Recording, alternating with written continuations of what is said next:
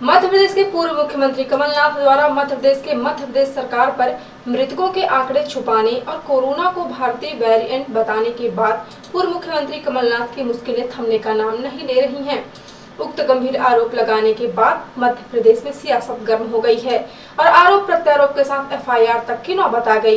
कमलनाथ के दिए गए इस बयान के बाद भारतीय जनता पार्टी ने मध्य प्रदेश के पूर्व मुख्यमंत्री कमलनाथ के खिलाफ कोरोना को भारतीय वेरिएंट बताते झूठे आंकड़े पेश करने के आरोप में मुकदमे दायर करा दिए हैं। इतना ही नहीं, 24 मई को मध्य प्रदेश में जगह जगह पूर्व मुख्यमंत्री कमलनाथ के पुतले का दहन किया गया। सीधी शहर में बीजेपी युवा मोर्चा द्वारा मुख्यमंत्री कमलनाथ के पुतले का दहन किया गया।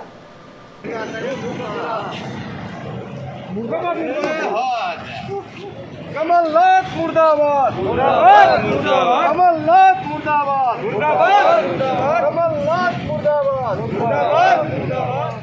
पुतला दहन के बाद भारतीय जनता पार्टी के जिलाध्यक्ष इंद्र शरण सिंह चौहान ने एनटीवी इंडिया न्यूज को अपनी प्रतिक्रिया देते हुए कहा कि पूर्व मुख्यमंत्री और प्रदेश कांग्रेस के अध्यक्ष कमलनाथ की झूठी बयानबाजी का कृत्य देश को कलंकित किया है।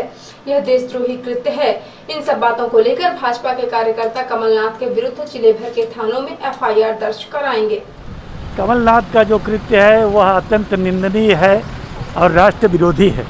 उन्होंने, आपने देखा होगा, पूरी दुनिया कोरोना वायरस को चाइनीज वायरस के नाम से जानती है। हमारे देश में जब कोरोना का संकट बढ़ा तो उनने कहा कि यह इंडियन कोरोना है। यह एक विदेशियों को मौका दे रहे हैं, चीन सरीखे देश का मान बढ़ा रहे हैं। एक तरह से कहें कि चाइना से उन्होंने गठबंधन कर लिया है। और फिर उन्होंने कहा आग लगा दो आग किसानों के मुद्दों में। तो एक आपराधिक षड्यंत्र करने का कार्य, रचने का कार्य उन्होंने किया और देश के खिलाफ एक जो आवाज़ उन्होंने उठाई, एक राष्ट्र विरोधी कृत्य उन्होंने किया है। इस राष्ट्र विरोधी दोनों कृत्यों के कारण हम लोगों ने उनका पुतला दहन किया है। भाजपा युवा मोर्चा के जिलाध्यक्ष प्रमोद द्विवेदी ने कहा कि कोरोना को लेकर जिस प्रकार से कमलनाथ भय का वातावरण बना रहे हैं वह समाज के लिए घातक है।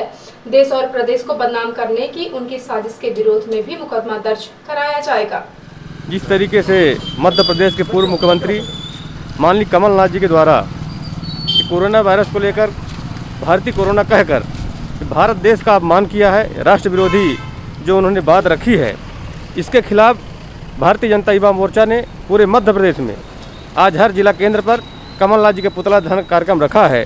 इस पुतला दहन के माध्यम से हम संदेश देना चाहते हैं कि जिस मध्य प्रदेश की जनता ने माननीय कमलनाथ जी को मुख्यमंत्री बनाया, केंद्रीय मंत्री बनाया और सांसद बनाया, वो व्यक्ति पूर्व मुख्यमंत्री जैसे पद में रहने के बाद भी इस तरीके से देश विरोधी, राष्ट्र विरोधी अफवाह फैला करके देश का नाम कलंकित करने का काम किया है। इसलिए बहुत निंदनीय है। मैं घोर मध्य प्रदेश के पूर्व मुख्यमंत्री कमलनाथ के दिए गए बयान के बाद भारतीय जनता पार्टी द्वारा उनके विरुद्ध दर्ज कराई गई एफआईआर के बाद पूरे मध्य प्रदेश में कांग्रेसियों का पारा गर्म हो गया है और उन्होंने भी 24 मई को पूरे मध्य प्रदेश में धरना प्रदर्शन करके थानों में एफआईआर दर्ज कराने की आवेदन दिए हैं। सीधी शहर में युवक कांग्रेस अध्यक्ष देवेंद्र सिंह दादू ने कोरोना प्रोटोकॉल का पालन करते हुए अपने 4 समर्थकों के साथ कलेक्ट्रेट तिराहे में स्थित बाबा साहब अम्बेडकर की प्रतिमा के समक्ष आंशिक धरना दिया। धरने के बाद एनटीवी इंडिया न्यूज को अपनी प्रतिक्रिया देते हुए युवा कांग्रेस अध्यक्ष देवेंद्र सिंह दादू ने कहा कि भारतीय जनता पार्टी मध्य प्रदेश में मृतकों के आंकड़े छुपाने के लिए इस तरह के हथकंडे अपना रही है, लेकिन मध्य प्रदेश के पूर्व मुख्यमंत्री और कांग्रेस पार्टी इससे डरने वाली नहीं है। देखिए, माननीय हमारे पूर्व मुख्यमंत्री कमलनाथ जी पे जो भारतीय जनता पार्टी ने एक झूठा मुकदमा दर्ज करा है, उसके विरोध में हम शांतिपूर्वक अपना विरोध प्रदर्शन दर्ज कराए हैं। बैठकर कोविड के नियमों का पालन करते हुए शांतिपूर्वक पूरे मध्य प्रदेश में ये युवक कांग्रेस के द्वारा यह अभियान हमारे प्रदेश अध्यक्ष माननीय विक्रांत भूरिया द्वारा चलाया जा रहा है। आखिर उनका कसूर क्या है? आज जनता ये सवाल पूछ रही है ना कि हमारे आंकड़े छिपाए जा रहे हैं। तो अगर हमारा आंकड़ा अगर बताना उनका गुनाह है तो ये गुनाह हम सब कर रहे हैं। सरकार को अब आंकड़ा छुपाने क्या जरूरत? अगर आप मुआवजा दे रहे हैं, आप कह रहे हैं कि राहत को मदद कर रहे हैं, तो 1 लाख रुपए मदद कर रहे हैं। अगर हमारे कमलनाथ जी कह रहे हैं कि 5 लाख रुपए मदद करिए जो कोविड से व्यक्ति गया है, जो गुजरा है। आप देख रहे हैं आने वाले समय, आप पिछले जो रोज पेपर में नए नए खुलासे हो रहे हैं कि गंगा किनारे कितने। शिवराज जी का कहना है कि आप लोग ये इंडियन वेरिएंट कह के देश को बदनाम कर रहे हैं। देखिए, ये सच्चाई सब जान रहे हैं। भारतीय जनता पार्टी खुद भी सुप्रीम कोर्ट में याचिका लगाई है कि ये इंडियन वेरिएंट है इस बार का। और जो विदेशों में हमारे लोग रह रहे हैं, जो विदेशों में हमारे यहाँ जो काम कर रहे हैं, टैक्सी चला रहे हैं, उनको विदेश वाले ऐसा बोल रहे हैं क्योंकि वर्तमान में मात्र भारत में ही ये कोरोना इस स्थिति पे पहुंचा है। इसका कारण आप खुद ही हैं। भारतीय जनता पार्टी ने सुप्रीम कोर्ट में लगाया, इसका इंडिया वेरिएंट नाम दिया है। अब हमारे नेता पे आप दोष लगा रहे हैं और नेता ने सिर्फ हिसाब पूछा कि आंकड़े का हिसाब दें तो आपने उन पर झूठा मुकदमा कर दिया। ये चरित्र, दोहरा चरित्र जो भारतीय जनता पार्टी का पूरे देश में है, इसका विरोध हम युवा कांग्रेस पूरे प्रदेश में कर रहे हैं। पूर्व नेता प्रतिपक्ष अजय सिंह ने एक विज्ञप्ति जारी करके कहा है कि शिवराज सरकार द्वारा कोरोना महामारी से पीड़ित परिवारों तक सहायता पहुंचाने के बजाय आंकड़ों की लुका छिपी का खेल खेलना दुखद और शर्मनाक है। उन्होंने कहा कि लोकतंत्र में विपक्ष का यह दायित्व है कि वह सरकार को जमीनी हकीकत बताने का काम करे। सच यह है कि जमीनी हकीकत बहुत भयावह है, लेकिन शिवराज सरकार उस हकीकत को छिपाने की असफल कोशिश कर रही है। उन्होंने कहा कि कमलनाथ अगर सरकार को आईना दिखा रहे हैं तो यह उनका दायित्व है। उनके ऊपर एफआईआर करने से और अपनी बौखलाहट निकालकर हकीकत को छिपाने से कुछ नहीं होने वाला। श्री सिंह ने कहा कि अगर शिवराज एफआईआर करके कांग्रेस को भयभीत करना चाहते हैं तो वो बहुत गलतफहमी में है। कांग्रेस ऐसे ओछे हथकंडों से न पहले कभी डरी है और न भविष्य में डरने वाली है। प्रदेश के हर गांव और शहर में व्याप्त कुव्यवस्था और अराजकता की शिकार जनता को सब जानकारी है कि उनके आसपास क्या और कैसे घटित हुआ है। इसको छिपाने की असफल कोशिश करके शिवराज सिंह अपने आप को ही धोखा दे रहे हैं। श्री सिंह ने कहा कि आईने को दोष देने से बेहतर है कि शिवराज अपनी व्यवस्था को दुरुस्त करें। अजय सिंह ने मांग की है कि जमीनी हकीकत की जानकारी के लिए किसी स्वतंत्र एजेंसी को जांच का काम सौंपा जाए ताकि कोरोना से अपनी जान गंवाने वाले लोगों की वास्तविक सूची बने और सही संख्या सामने आ सके। मध्य प्रदेश कांग्रेस कमेटी के प्रदेश महामंत्री ज्ञान सिंह ने कहा कि पूरे देश के साथ मध्य प्रदेश की स्वास्थ्य व्यवस्था पूरी तरह बदहाल है। हालात यह है कि प्रदेश के सभी जिला अस्पतालों व कोविड केयर सेंटर में न तो ऑक्सीजन की उपलब्धता सुनिश्चित है, न पर्याप्त संख्या में वेंटिलेटर व बेड उपलब्ध हैं। जिलों के साथ तहसील व ग्राम पंचायतों की स्थिति तो और भी बद से बदतर है। गांव में हालत बिगड़ने पर पेड़ों के नीचे मरीजों का इलाज मेडिकल स्टाफ की सलाह पर परिजन स्वयं करने को मजबूर होते हैं। अस्पतालों के पास एम्बुलेंस नहीं है जिससे गंभीर मरीज को शीघ्र बड़े अस्पताल में शिफ्ट किया जा सके। घोषणा मुख्यमंत्री के नाम पर मशहूर शिवराज सिंह चुनावी सभाओं में जनता से लंबे लंबे वादे कर जाते हैं, लेकिन जमीनी हालात कोरोना महामारी में जनता के सामने स्वास्थ्य व्यवस्था को बयां कर रहे हैं। शिवराज सिंह में सच्चाई का सामना करने की हिम्मत नहीं रही, इसीलिए प्रदेश में कोरोना से होने वाली मौतों को दबाया जा रहा है, जिसकी सच्चाई शमशान घाट के रिकॉर्ड बता रहे हैं। ज्ञान सिंह ने सरकार द्वारा उठाए जा रहे कदमों पर चुटकी लेते हुए कहा कि प्रदेश में आग लगाने पर कुआं खोदने की कहावत को चरितार्थ किया गया। जहां कोरोना वायरस की जानकारी नवंबर 19 में आ गई थी तथा जनवरी 20 में भारत में पहला केस सामने आया, उसके बाद से सरकार ने 15 महीनों के दौरान स्वास्थ्य सुविधाओं को दुरुस्त करने की कोई पहल नहीं की, जिससे अस्पतालों में ऑक्सीजन व बेड की व्यवस्था सुनिश्चित की जा सके। जबकि विश्व के सभी वैज्ञानिक व चिकित्सा सलाहकारों द्वारा चेताया जा रहा था कि कोरोना एक महामारी है और यह कभी भी विकराल रूप ले सकती है, लेकिन हमारी सत्तारूढ़ सरकारें आम जनता की जान से ज्यादा चुनाव को महत्व देती हैं। मध्य प्रदेश में सत्ता प्राप्त करने के बाद से भाजपा की शिवराज सरकार नाम मात्र के लिए नए प्राथमिक सामुदायिक स्वास्थ्य केंद्र खोलने की प्रक्रिया की, लेकिन उनमें भी स्वास्थ्य कर्मी की नियुक्ति करने में हीला हवाले की प्रक्रिया अपनाई जाती रही। पदों की विज्ञप्ति जारी होने के बाद भी उसे नियमों में उलझकर 2-3 महीने बाद ठंडे बस्ते में डाल दिया जाता था, जबकि प्रदेश में प्रत्येक वर्ष डॉक्टर व नर्स पैरामेडिकल स्टाफ हजारों की संख्या में प्रशिक्षित होकर सेवा देने के लिए तैयार होते हैं। सरकार द्वारा स्वास्थ्य के बजट से केवल ठेकेदारों एवं बड़े बिजनेसमैन को फायदा पहुंचाने के लिए निर्माण और मशीनरी में पैसा खर्च किया जाता था, लेकिन अस्पतालों से स्वास्थ्य लाभ देने के लिए स्टाफ की नियुक्ति नहीं की जाती थी, जिसके कारण कई केंद्रों में ताले पड़े हैं तथा करोड़ों की मशीन जंग खा रही है। स्वास्थ्य शिक्षा एवं नियुक्ति के मामले में शिवराज सरकार की सबसे बड़ी उपलब्धि पीएमटी व्यापम घोटाला है, जो प्रदेश को विश्व में व्यवस्था की बदनामी की पहचान दिलाए हुए है। केंद्र सरकार द्वारा गरीबों को बेहतर स्वास्थ्य की दृष्टि से लाई गई आयुष्मान कार्ड योजना को कोरोना के 15 महीने बीतने के बाद तब लागू किया गया जब आधे से अधिक गरीब पैसे के अभाव में घर गहने बेचकर कर्जदारी के बोझ तले अपनों को बेहतर इलाज न मिल पाने की वजह से खो दिए।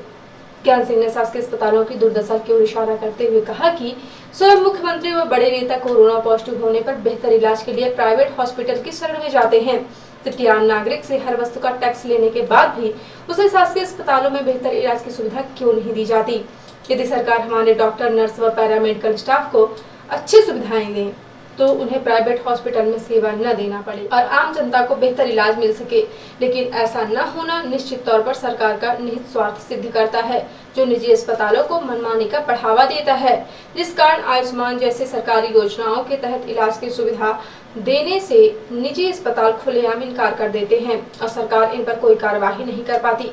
कांग्रेस कमेटी प्रदेश महामंत्री ज्ञान सिंह ने प्रदेश की बदहाल स्वास्थ्य व्यवस्था की भेंट चढ़ चुके मृत व्यक्तियों के प्रति गहरी शोक संवेदना व्यक्त करते हुए प्रदेश सरकार से मांग की है कि कोरोना की तीसरी लहर आने के पूर्व सभी अस्पतालों में जिले की जनसंख्या के अनुपात में बेड की संख्या, वेंटिलेटर तथा ऑक्सीजन सप्लाई की व्यवस्था सुनिश्चित की जाए। स्वास्थ्य सुविधा देने वाले डॉक्टर, स्टाफ नर्स एवं पैरामेडिकल स्टाफ की अविलंब भर्ती कर उन्हें जिला, ब्लॉक एवं पंचायतों के स्वास्थ्य केंद्र में भेजा जाए, जिससे वे बीमार व्यक्तियों की देखभाल कर उन्हें महामारी से मुक्त कर सकें, क्योंकि केवल मशीनें खरीदने या वीडियो कॉन्फ्रेंसिंग करने से जानें नहीं बचाई जा सकती। तीसरी लहर के पूर्व प्रदेश के सभी लोगों का 100% वैक्सीनेशन किया जाए। इसके लिए प्रदेश के प्रत्येक जिले को पर्याप्त वैक्सीन की मात्रा उपलब्ध कराई जाए और ग्राम पंचायत स्तर पर वैक्सीन लगवाने के लिए लोगों को जागरूक करने का कार्य प्रशासन तत्परता से करे। नैनीताल से रिपोर्टर हिमानी रौतेला ने बताया है कि उत्तराखंड में कोरोना संक्रमण की रोकथाम के लिए राज्य सरकार ने कोविड कर्फ्यू को 1 जून तक बढ़ाने का फैसला किया है। मुख्यमंत्री तीरथ सिंह रावत के निर्देशों के बाद राज्य सरकार ने यह फैसला लिया है। सरकार के शासकीय प्रवक्ता कैबिनेट मंत्री सुबोध उनियाल ने बताया कि प्रदेश में कोविड कर्फ्यू को 1 जून तक बढ़ाया गया है। शासकीय प्रवक्ता सुबोध उनियाल ने बताया कि व्यापारियों की मांग के अनुरूप मुख्यमंत्री जी के साथ विमर्श के बाद बाजार खुलने के समय को 7 बजे से 10 बजे के बजाय सुबह 8 से 11 बजे तक किया गया है, जिसमें पूर्व की भांति आवश्यक सेवाओं, दूध, मीट, मछली, फल, सब्जी की दुकानें खोली जा सकेंगी। उन्होंने बताया कि राशन और किराने की दुकानों हेतु आम जनता को 28 मई को सुबह 8 बजे से दोपहर 12 बजे तक आवश्यक वस्तुओं के क्रय हेतु आजाबाही में छूट रहेगी। सीधी जिले में विगत 1 महीने से भी ऊपर कोरोना से अपनी जान बचाने के लिए लॉकडाउन में अपने घरों के अंदर कैद रहकर मानसिक और शारीरिक प्रताड़ना सह रहे लोगों के लिए मध्य प्रदेश के मुख्यमंत्री शिवराज सिंह चौहान के रीवा प्रवास के बाद जिले के कोरोना मरीजों के मिलने में आ रही लगातार कमी की रोज राहत भरी खबरों ने लॉकडाउन खुलने की उम्मीद जगा दी है। विगत 1 सप्ताह से सीधी जिले में प्रतिदिन चमत्कार हो रहा है और 27% से घटकर कोरोना का पॉजिटिविटी रेट 3% आ गया है। यह चमत्कार 1 सप्ताह में कैसे हो गया, इसे देखकर जिले की जनता भौचक्की है। कौन सी ऐसी जादू की छड़ी थी जो अचानक इस जिले के हाथ लग गई और यह चमत्कार शुरू हो गया।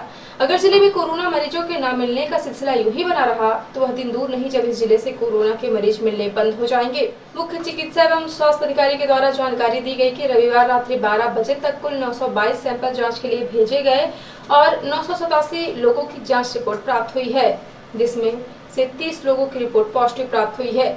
सीएमएचओ ने बताया कि कोरोना संक्रमण से व्यक्तियों को स्वस्थ होने के बाद रविवार को 142 व्यक्तियों को डिस्चार्ज किया गया है। सभी को अपने घर पर अभी 1 सप्ताह एहतियात बरतते हुए प्रदान की गई दवाओं का सेवन करने की सलाह दी गई। साथ ही सामाजिक दूरी, मास्क का उपयोग, बार-बार हाथ धोते रहने जैसी सावधानियां रखने की समझाइश दी गई है। अब जिले में कुल 9014 लोग कोरोना से संक्रमित हो चुके हैं। 8383 व्यक्तियों को स्वस्थ होने के बाद डिस्चार्ज किया जा चुका है और अब जिले में कुल 549 एक्टिव केस हो गए हैं तथा जिले में अब तक मृत्यु के कुल प्रकरण 82 हैं। जिला मुख्यालय के शासकीय संस्थाओं में उपलब्ध 107 आइसोलेशन बेड में से 107 रिक्त हैं, 113 ऑक्सीजन सपोर्टेड बेड में से 51 रिक्त हैं तथा 10 बेड आईसीयू के सभी बेड भरे हुए हैं। दिनांक 24 मई 2021 को सायं 5 बजे तक 18 रेमडेसिविर इंजेक्शन लगाए गए। अब जिला औषधि भंडार में 79 वायल बैलेंस में हैं।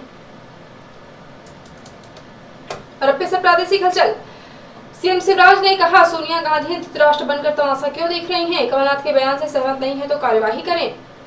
सागर में सीएम का ऐलान, कोरोना से अनाथ बच्चों की पेंशन योजना 30 नवंबर से शुरू होगी। 31 मई के बाद धीरे धीरे शहरों में दी जाएगी। ढील टेस्टिंग जारी रहेगी। मध्य प्रदेश स्कूल शिक्षा मंत्री ने कहा, परीक्षाओं पर फैसला 1 जून को सब कुछ ठीक होने पर पुराने पैटर्न पर होंगे एग्जाम। और कमलनाथ पर एफआईआर से कांग्रेस हमलावर, शिवराज पर गैर इरादतन हत्या का केस दर्ज करने की मांग। कहा, दवाई इंजेक्शन के लिए भटक रहे मरीज, सीएम को चिंता नहीं। और अब पेशा राष्ट्रीय हलचल। 18 से 44 के एज ग्रुप के लिए ऑनलाइन अपॉइंटमेंट जरूरी नहीं, सरकारी वैक्सीनेशन सेंटर पर भी रजिस्ट्रेशन हो सकेगा। पॉलिसी में उलझी टीके की खरीद फाइजर और मॉडर्ना। केंद्र सरकार के संपर्क में फाइजर ने कहा सीधे राज्यों को कोरोना वैक्सीन नहीं देंगे। एम्स के डायरेक्टर बोले कोरोना की तीसरी लहर का बच्चों पर गंभीर असर पड़ने के संकेत नहीं, लोग डरना बंद कर। और मोदी शासन की मीटिंग, यूपी चुनाव से पहले मोदी योगी की छवि सुधारने के लिए चलेगा अभियान, संघ और संगठन करेंगे मदद। तो ये थी आज की प्रमुख हलचल। यदि आप न्यूज फेसबुक पर देखते हैं तो पेज को लाइक और फॉलो करें, यूट्यूब पर देखते हैं तो चैनल को लाइक, शेयर और सब्सक्राइब करना बिल्कुल ना भूलें। आप किसी भी न्यूज को तत्काल पढ़ने के लिए लॉग इन करें www.ntvindianews.com। सीधे एवं बिंद के प्रत्येक न्यूज का अपडेट अपने फोन पे पाना चाहते हैं तो आप प्ले स्टोर से हमारा app NTV India news download करें और जुड़े रहे अपने आसपास की समस्त गतिविधियों से NTV इंडिया न्यूज के साथ। नमस्कार।